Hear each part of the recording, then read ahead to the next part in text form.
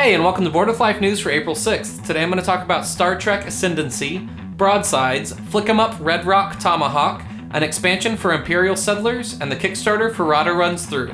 Let's get to it.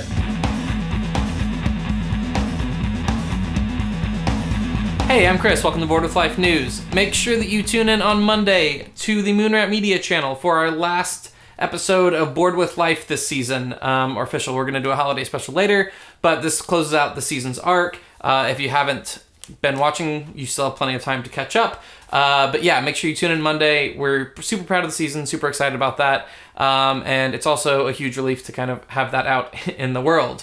I'm going to be at the Unpub convention in Baltimore this weekend. So if you're around the area or going to be there, please stop by. I would love to show you some of my games. I'm going to be at designer table A4. So yeah. Oh yeah, I also forgot I cut my beard off. So don't look for a guy with a big beard. Look for a guy that looks like me right now, because this is what I look like right now. So yeah, that being said, I would love to meet you. I would love to show you some of my games, and it would be a great time all around. Okay, let's get into board game news. Gale Force 9 announced Star Trek Ascendancy. This looks like a 4X game. It didn't say specifically, but it seems like it's a 4X game. And it says you can enact conflicts between the United Federation of Planets, the Klingon Empire, and the Romulan Star Empire. It also had a lot more words about things that I don't understand because I don't know anything about Star Trek, so that's fine. It's not a game made for me.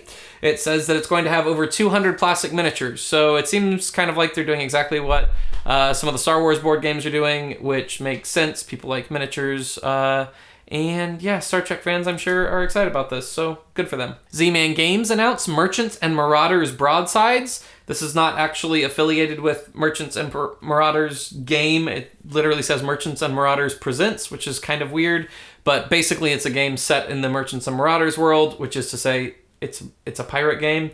It is a standalone hand management game for 2 players, where you have to choose between defending your ship or unloading everything you got on the other player. So I don't think it has ship tactics. I imagine it's kind of like an abstract ship tactics where you want to have your broadside to them to fire your cannon. Anyways, yeah, more information has yet to be released on that, but I'll let you know when I see it. Flick 'em Up is getting an expansion with Flick 'em Up Red Rock Tomahawk from Pretzel Games. This pits cowboys versus Native Americans. The Native Americans are armed with tomahawks and bows, and the cowboys are now armed with Gatling guns.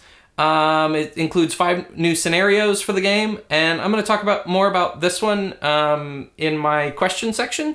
So stick around if you want to hear kind of my thoughts on this. Otherwise, don't stick around, and yay, you learned about a game.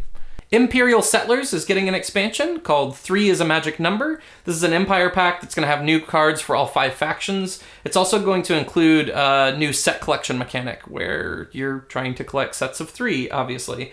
So that should change the game a little bit. And yeah, I'm sure if you like Imperial Settlers, you're excited about that. This week's Kickstarter is for Rada Runs Through. I absolutely love Rado. He's one of my favorite resources to seeing how a game is played.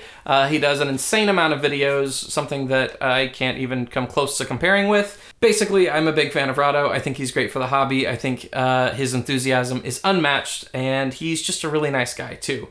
So with his Kickstarter for various tiers, you can vote for the games that he's going to do run-throughs of, or even co-host with him, things like that. So go support him, go support the hobby, and yeah, I'll be happy about that. All right, that's the news for this week. Thanks so much for tuning in. Make sure you like, subscribe, follow everywhere, all that stuff. As I said, I'm going to be at Unpub this weekend. I think I'll be able to have the news ready by next Wednesday. Not 100% positive, but I think I'm also going to record some convention videos at Unpub, and I'll probably be uploading those next 2 weeks. So if that's interesting to you, if you want to see what that convention experience is like, make sure you tune in for that. I might keep doing stuff like that in the future if you guys like it. So make sure to let me know if you want more of that kind of stuff or what kind of stuff you want, and I might just do that. All right. So this week's question comes from @MarkJ Solomon, and they said, could you discuss the racial tone in Pretzel Games' Red Rock Tomahawk? Yeah, I can. So this is kind of... Board games sometimes deal with tough subjects, just like all art and media deals with tough subjects. That's great to deal with. Board games, however, have this weird thing hanging over them where the goal of almost all board games is fun, right? In one way or another, the goal is for you to have a pleasurable, fun experience. That's something I've talked about a little bit in the past, where other art forms don't have to have that, right? Songs can be sad, movies can be sad, books can be sad, but even if something's, a tough subject matter or anything, board games, we still have that need for it to be fun. That, I think, causes some issues when it comes to portraying different races or portraying slavery and things of that nature. I think it can be done well. I think Freedom of the Underground Railroad is a fantastic example of slavery being treated well in a game, whereas there was the big controversy over 5 tribes, including slaves. So, Red Rock Tomahawk, having Native Americans in it.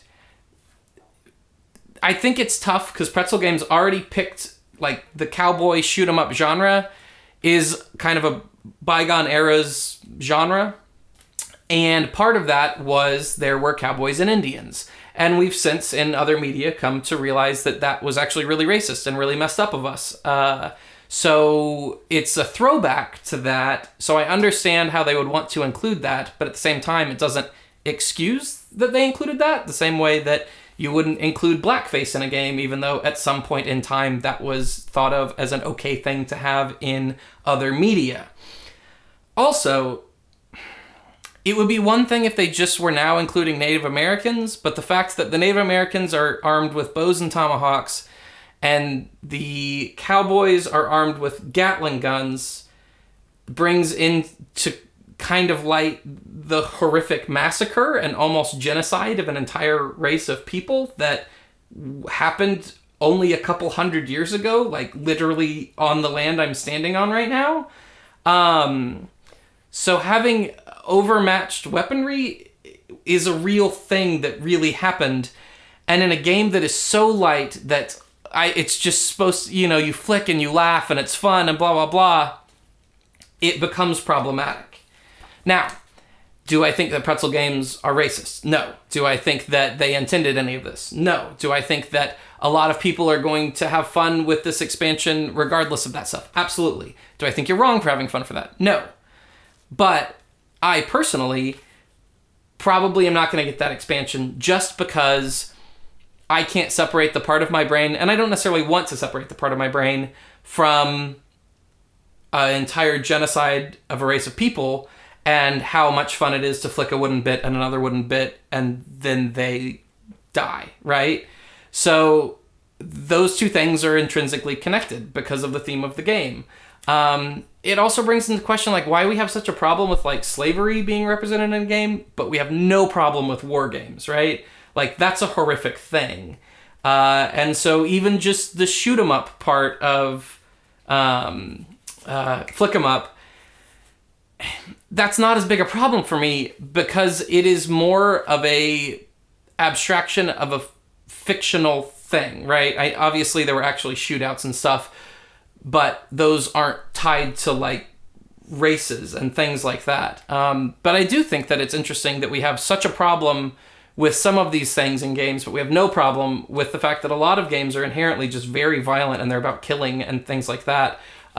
So, I'm not saying anybody's right or wrong in this. I'm just saying that maybe we need to give stuff a second degree of thought in the hobby, and you come to your own conclusions about what offends you, what you think's right, what you think's wrong, and that's okay too, as long as you're not hurting other people in the process.